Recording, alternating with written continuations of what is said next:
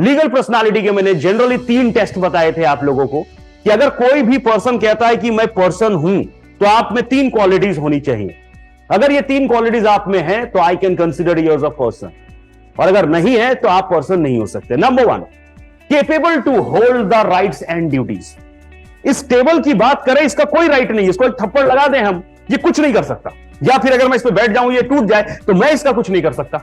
Have you ever seen any case Uday Singh Rathore versus table? आपको लग रहा है कि सर ये सब क्या चल रहा है? क्यों नहीं, आप क्यों हंस रहे हैं? अगर जूरिस्प्रूडेंस में आपसे पूछा जाए, हंसना बहुत आसान है। दुनिया याद रखिएगा कि हर उस कॉन्सेप्ट पे जिस पे हंसी छूटी है वो दुनिया का सबसे कॉम्प्लिकेटेड कॉन्सेप्ट है। Remember this line very carefully. वो हर कॉन्सेप्ट जिस पे हमें हंसी आती है ना, उसको एक्सप्लेन करने के लिए किसी को बोलना, उसकी हालत खराब हो जाएगी अगर वो लॉ नहीं जानता है या रूल्स नहीं जानता है। So you will have to understand this concept. इसलिए मैंने कहा था कि the most smiling things are the most dangerous things. The rights and duties can be held by persons only, be it a natural person or a legal person.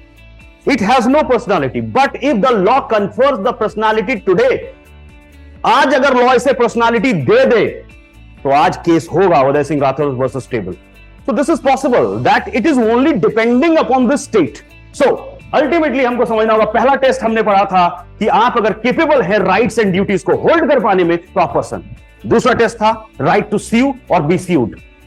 अगर आपके पास right है suit file करने का, या किसी और के पास राइट है आपके खिलाफ सूट फाइल करने का, तो आप पर्सन। क्या आपसे मैं पूछूं कि क्या आप आज के तारीख में केपेबल हैं किसी के खिलाफ केस करने के लिए? यस। इवन एक माइनर के पास पावर है कि वो किसी के खिलाफ केस कर सकता है through next friend order 32 of the CPC. Order 32 of the CPC clearly states that a minor can file a suit. Minor जो है सूट फाइल कर सकता है किसी भी पर्सन के खिलाफ थ्रू नेक्स्ट फ्रेंड ओनली। उसे बस एक सपोर्ट की जरूरत है कि कोई नेक्स्ट फ्रेंड आए और उसका केस रख दे। तो minor has a legal personality.